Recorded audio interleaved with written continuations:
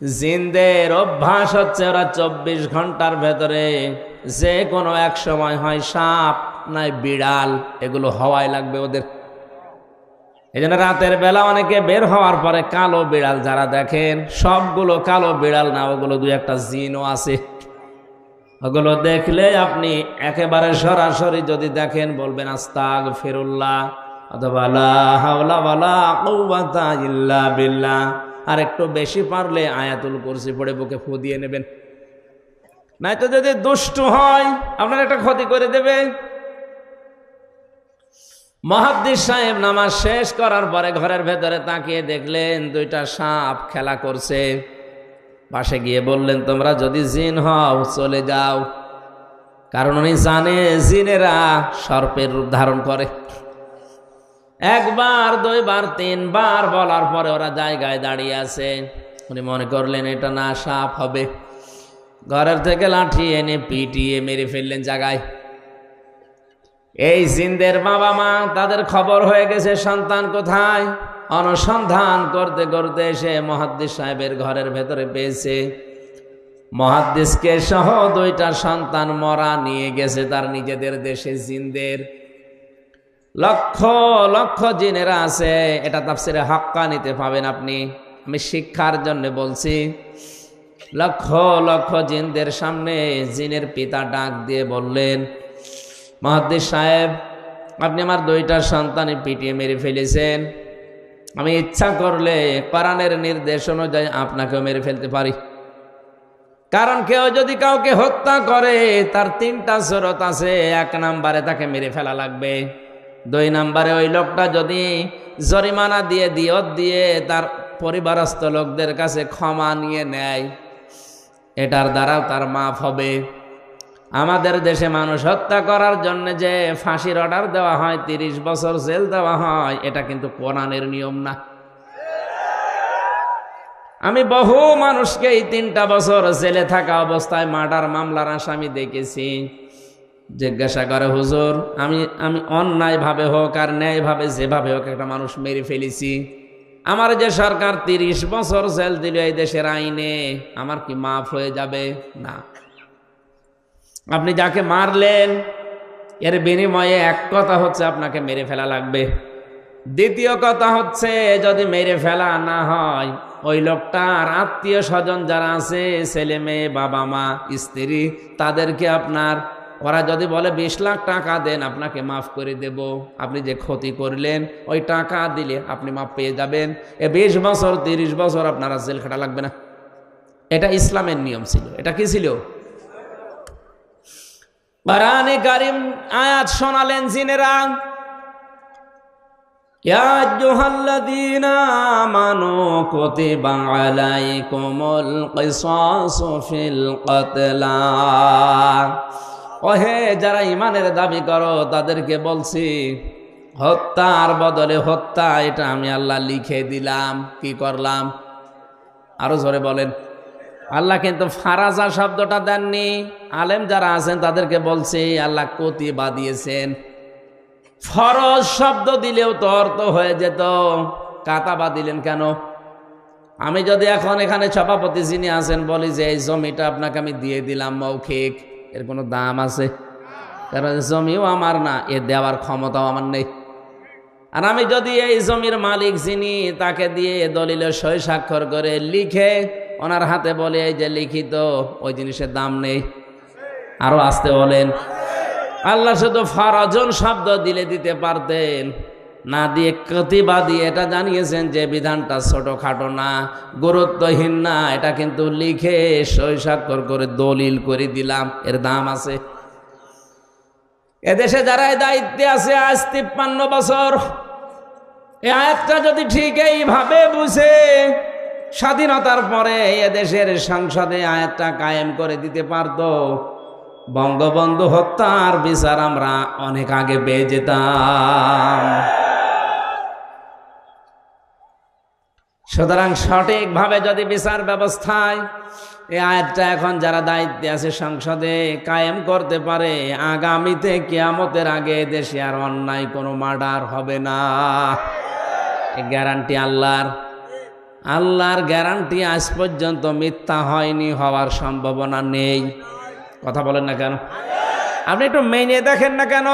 ফামান তাবিআ হুদায়া ফালা খাউফুন আলাইহিম ওয়ালা হুম ইয়াহজানুন। আল্লাহ পাক বলেন যে হেদায়েত পাঠিয়েছি, এটা যদি অনুসরণ অনুকরণ করে চলতে পারো, আমি গ্যারান্টি দিলাম কোনো ভয় নেই, কোনো চিন্তা নেই। যে সমস্ত ভয়গুলো মানুষ আজ করে, যে রাস্তায় গেলে আমরা অনেকেই খুন হয়ে যায়, বাড়িতে থাকলে অনেকে গুম হয়ে যায়, এই ভয়টা কোরআন গ্যারান্টি দিচ্ছে যে থাকবে না। আর কোরআন যদি না থাকে, ও ভয় দিন দিন আরো বাড়বে। এই জন্য আমাদের উচিত হচ্ছে ৯৬% মুসলমানের দেশে কোরআন এর এই আইনটা সংসদে পাশ হোক। কথা বলেন। কিয়ামতে অন্তত যে গলাগুলো সাক্ষী দিল, কিয়ামতের ওই ময়দানে আল্লাহ যেন এই কণ্ঠগুলোকে আমাদের এই আয়াতের পক্ষে থাকার কারণে সাক্ষী হিসাবে কবুল করেন। আরে ভাই, ছোটখাটো বিষয় কিয়ামতে আল্লাহ দেখবে। ইব্রাহিম নবীর পক্ষে ছিল একটা ব্যাঙ, এই জন্য ব্যাঙের পোশাক আল্লাহ পাক করে দিয়েছে। ইব্রাহিম নবীর বিপক্ষে ছিল একটা কাংলাস, এই জন্য কাংলাস দেখলেই মেরে ফেললে 10টা নেকি হয়। ওনাদের দ্বারা কোনো কাজ কিন্তু হয়নি, কাংলাসের দ্বারাও কোনো কাজ হয়নি, ব্যাঙের দ্বারাও কাজ হয়নি। কারণ এমন আগুন জ্বলছিল, 1 কিলোমিটার উপর দিয়েও যদি পাখি উড়ে যায় ঝলসে পড়ে যেত। এত বড় বিশাল অগ্নিকুণ্ড, এখানে ব্যাঙের পোশাকের কাজ হবে? বলেন না কেন? কিন্তু ব্যাঙের এই পোশাককে হযরতে জিবরাইল দেখার পরে জিজ্ঞাসা করলেন, তুমি যে পোশাক করো কোনো কিছু করতে পারবা? ব্যাঙ তার বলেছিল, ফেরেশতা আমি জানি আমার পোশাকে কাজ হবে না, কিন্তু আমার মালিককে আমি দেখাতে চাই যে আমি তোমার খলিলের পক্ষে আছি, ওই বেটা নমরুদের বিপক্ষে আছি। আল্লাহ এত বেশি পছন্দ করলেন কথাটা, ওই দিন থেকে কিয়ামত পর্যন্ত যত ব্যাঙ আসবে সব ব্যাঙের পোশাককে আল্লাহ পাক বলেই ঘোষণা করে দিয়েছেন। এই এদিকে তাকান, একটা ব্যাঙ ইব্রাহিম নবীর পক্ষে থাকার কারণে যদি তার পোশাক পর্যন্ত পাক হয়ে যায়, আমরা যে নবীর পক্ষে আছি তিনি কিন্তু খলিলুল্লাহ না, তিনি হাবিবুল্লাহ।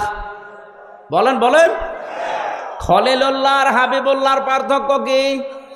খলিল বলা হয় ওই বন্ধুকে যে বন্ধু আমার আল্লাহর জন্য সব করতে পারে, আর হাবিব বলা হয় ওই বন্ধুকে যে বন্ধুর জন্য আমার আল্লাহ সব করেছেন। জোরে বলেন সুবহানাল্লাহ।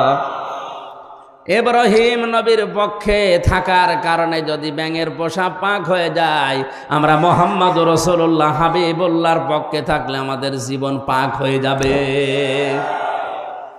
এই জন্য আল্লাহর এই আয়াতের পক্ষে যারা সায় দিলেন, আপনি মানেন না সেটা আলাদা, কিন্তু আপনাকে রায় দেওয়া লাগবে যে আমরা এই আয়াতটা সংসদে দেখতে চাই। আচ্ছা, হাজারো মানুষ জেলখানাতে, প্রায় 1 লাখের উপরে মানুষ এখন জেল খাটছে সারা বাংলাদেশে। অধিকাংশগুলোই লক্ষ্য করলে দেখা যায় মার্ডার মামলা। গাজীপুরের কাশিমপুর কারাগারে প্রায় 1200 মানুষ এখনো ফাঁসির দণ্ডাদেশ নিয়ে মাথায় নিয়ে কন্টেম সেলে কাটাচ্ছে। 10,000 মানুষ ওখানে আছে, 4 জেল মিলে প্রায় 1200-1300 মানুষ শুধু ফাঁসির আসামি। এদের 1 নাম্বার অপরাধ হচ্ছে এরা মানুষ হত্যা করেছে, এই কারণেই তো ফাঁসি দেয়। জিনদের পিতা ডাক দিয়েছে, মুহাদ্দিস সাহেব আমি কিন্তু আয়াত অনুযায়ী আপনাকে মেরে ফেলতে পারি, কিন্তু আমার একটা হাদিস জানা আছে, কোনো সৃষ্টি যদি তার আকৃতি পাল্টিয়ে ফেলে তাকে মেরে ফেললেও কোনো গুনাহ নেই। আমার সন্তান 2টা তাদের নিজেদের আসল আকৃতি পাল্টিয়ে সর্পের আকার ধারণ করেছে। আপনি যেটা বললেন যে 3বার তাদের বলার পরেও তারা শোনে নাই, এই জন্যে আপনি না বুঝতে পেরে মেরে ফেলেছেন। আমি আপনার কোনো দোষ দিতে চাই না, তবে একটা কথা, যে কোরআন শুনতে গিয়ে জীবন গেছে, স্থান ত্যাগ করে নাই, আপনার এই মধুর কণ্ঠ দিয়ে আমাদেরকে ওই কোরআন থেকে একটা কিছু শুনিয়ে বিদায় করেন।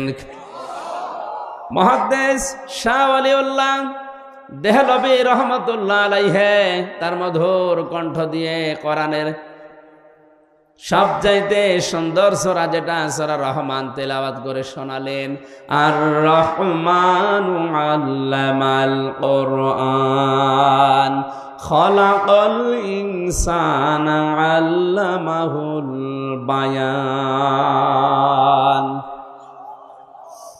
হাজার হাজার জিনের অজ্ঞান হয়ে গেছে, হুশ যাদের ছিল তারা সঙ্গে সঙ্গে বলে উঠেছে, কুলু উহিয়া ইলাইয়া আন্নাহু ইসতামাআ নাফারুম মিনাল জিন্নি ফাকালু ইন্না সামি'না কুরআনান আজাবা। তারা বলেছে অবশ্যই যে ওহী শুনলাম এটা আশ্চর্য কোরআন। শব্দের দিকে খেয়াল করেন, ইয়াহদি ইলার রুশদি ফাআমান্না বি। এই এদিকে তাকান, ইয়াহদি ইলার রুশদি ফাআমান্না বি। যে কয় মিনিটে আমরা কোরআন শুনেছি, এ কোরআন আমাদেরকে হেদায়েতের পথ বলে দিয়েছে।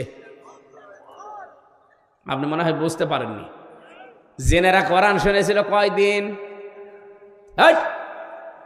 মাত্র কয়েক মিনিট। কয়েক মিনিট লাগে সূরা রহমান পড়তে। এই কয়েক মিনিট শোনার পরে তাদের সিদ্ধান্তের দিকে তাকান, ইয়াহদি ইলার রশদি ফাআমান্না বি। এ কোরআন আমাদেরকে হেদায়েতের পথ বলে দিয়েছে, আমরা ঈমান আনলাম। ওয়ালান নুশরিকা বিরাব্বিনা আহাদা। জীবন চলে গেলেও কোনোদিন আল্লাহর সাথে আমরা শরীক করব না। এখানে আলেম নেই? এই যে আলেম বসে আছে দুইটা, জিজ্ঞাসা করেন মোজারের আগে লান আসলে অর্থ হয় কখনোই না। আমার শিক্ষা দেওয়ার বিষয়, জিনেরা মাত্র কয়েক মিনিট কোরআন শুনে যদি এত বড় বড় সিদ্ধান্ত নিতে পারে যে আমরা সব পথ ভুলে গেছি, আমরা হেদায়েতের পথ পেয়ে গেছি, আমরা ঈমান এনেছি, কোনো দিন জীবন চলে গেলেও আল্লাহর সাথে শরীক করব না। আর আমরা সেই জন্মের পর থেকে কোরআন শুনে আসছি। আমাদের কি এখনো শিরিক বন্ধ হয়েছে? আসতে বলেন। আমরা ঈমান আনতে পেরেছি না। অনেকেই আমরা জানি যে অজু করলে অজু ভেঙে যায় 7টা কারণে, নামাজ পড়লে নামাজ ভেঙে যায় 19টা কারণে। কথা বলেন না কেন? ঈমান আনলে ঈমান ভেঙে যায় 10টা কারণে। এখানে যত মানুষ বসে আছে শুধু বিজ্ঞ আলেমগুলো বাদ দিয়ে যদি জিজ্ঞাসা করা হয়, ভালো ভালো মুসল্লি পর্যন্ত বলতে পারবে না যে ঈমান ভাঙার যে 10টা কারণ। পারবে না? ওর মনে নেই। ঈমানও ভেঙে যায়, মানুষের আমলও ভেঙে যায়।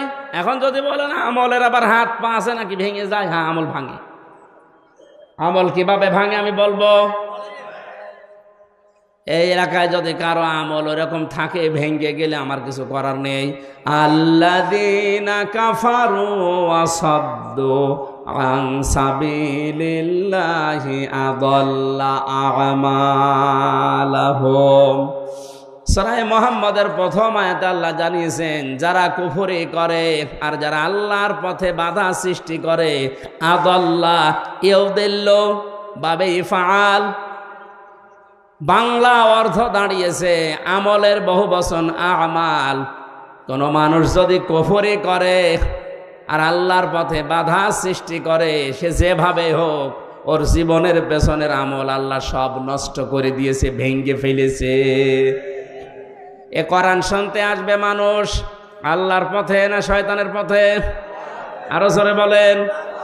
মাওলানা আমিনুলকে এছাড়াই বাধা দিয়েছে। আমি সজ্ঞানে স্বেচ্ছায় একেবারে বাস্তবতার সাথে মিলিয়ে কোরআন সামনে নিয়ে বলছি, আপনি নামাজ পড়তে পারেন, পাগড়ি মাথায় দিতে পারেন, হজ করতে পারেন, কোরআন অনুষ্ঠান চালু হবে বাধা দেওয়ার জন্য যারাই বিভিন্ন কায়দায় চেষ্টা করেছেন, আপনার আমল ভেঙে গেছে।